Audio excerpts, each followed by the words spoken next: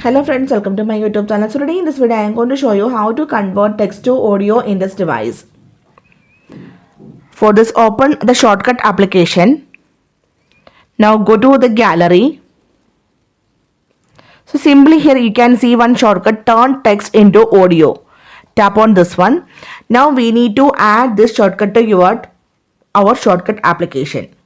And here you can also you can see about this shortcut. You can use a Siri also to enable this shortcut.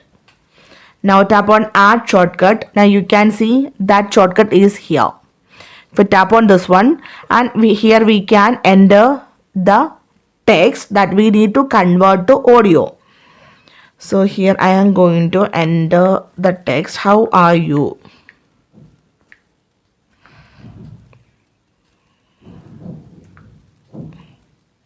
Okay. After write the text, tap on done. You can play this audio. Just wait. I am going to increase the volume. How are you? You can see. So simply in this way we can convert the text to audio in this device. How are you? So hope you guys enjoy this video. Thank you for watching. Thank you. Bye bye.